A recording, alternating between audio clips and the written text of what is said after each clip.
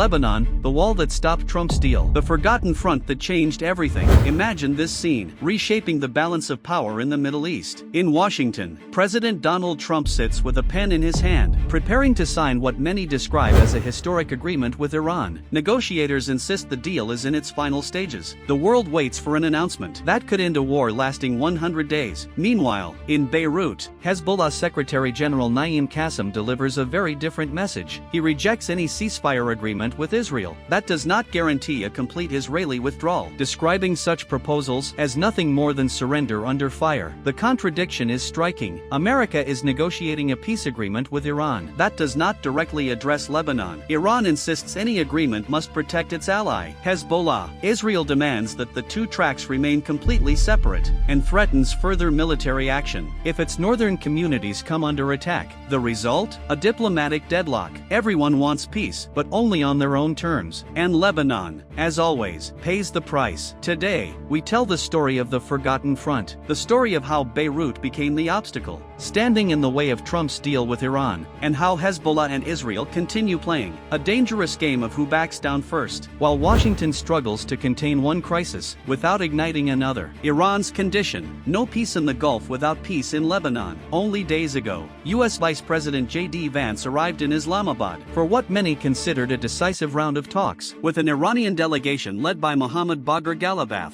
Most observers assumed the negotiations would focus on Iran's nuclear program and the Strait of Hormuz. Instead, Tehran delivered an unexpected message, hours before the talks began. Ghalibaf stated that two previously discussed issues remained unresolved: a ceasefire in Lebanon and the release of frozen Iranian assets. His message was direct: these issues must be addressed before negotiations can move forward. Iranian state media went even further. According to official reports, negotiations would not begin unless Tehran's conditions were accepted first. The message from Iran was unmistakable: no peace in the Gulf without peace in Lebanon, no agreement with Washington without protection for Hezbollah. And that is the heart of a crisis, rarely acknowledged in official statements. Hezbollah rejects the proposal: surrender under fire. The response from Beirut came quickly. On June 11th, Naim Qassem delivered a fiery speech, marking the anniversary of the death of Ayatollah Khomeini. In that speech, he dismissed ceasefire negotiations between Lebanon and Israel as humiliating and meaningless. He rejected the proposed framework entirely. Why? Because the proposal reportedly includes experimental security zones in southern Lebanon, where Hezbollah forces would not be allowed to operate. It would also require Hezbollah units to withdraw north of the Litani River. For Hezbollah, that is unacceptable. Qassem described the proposal as surrender and defeat under fire. He insisted Hezbollah would not abandon southern Lebanon while Israeli military operations continue. He then issued a warning: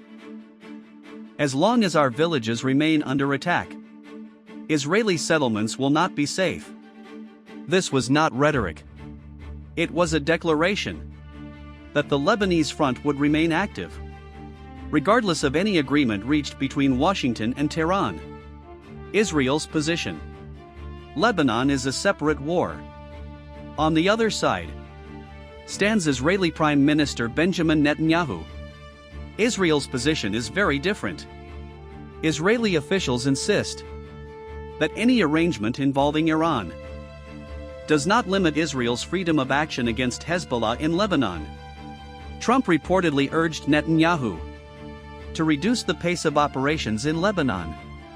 There is little evidence that Israel intends to do so.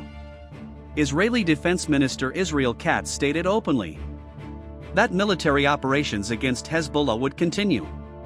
He warned that attacks on northern Israeli communities would be met with strikes against Beirut's southern suburbs. He went even further. According to Israeli officials, existing ceasefire understandings allow Israel to target Beirut if Hezbollah attacks civilian areas inside Israel. Israel wants freedom of movement in southern Lebanon. It wants a security buffer zone, and it wants Hezbollah's military infrastructure dismantled. From Israel's perspective, none of these objectives are connected to negotiations with Iran, and so Lebanon remains trapped between competing regional agendas. As usual, ordinary Lebanese civilians bear the consequences. The human cost: A country under pressure. The humanitarian toll continues to grow. Current estimates indicate more than 3,500 people killed since March. Nearly 11,000 wounded. Over 1 million displaced from southern and eastern Lebanon. 7 UN peacekeepers killed while carrying out their missions. And the fighting continues.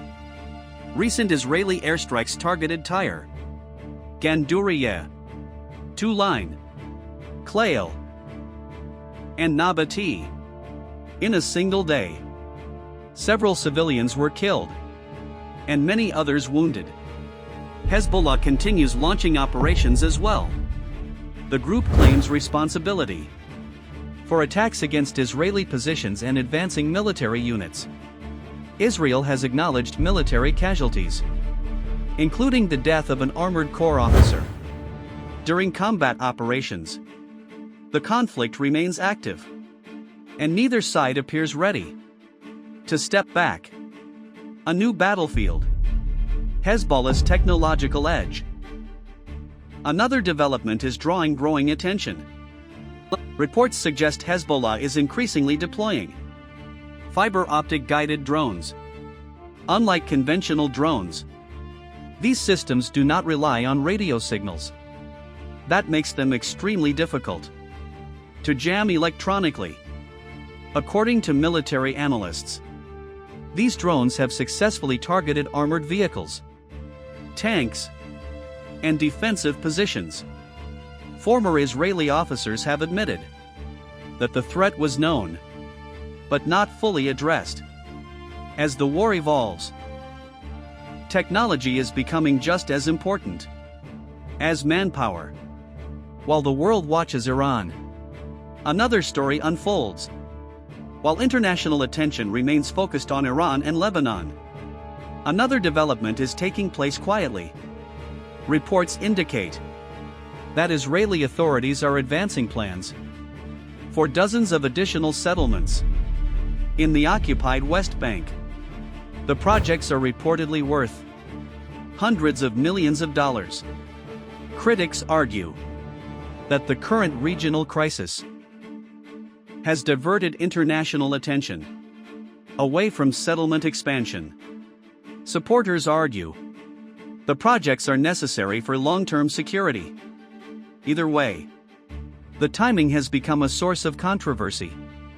At the same time, Israeli leaders continue debating how to respond to attacks on northern communities near the Lebanese border. Some officials have even urged stronger military action against Beirut. The war, in many ways, has created political opportunities alongside military challenges.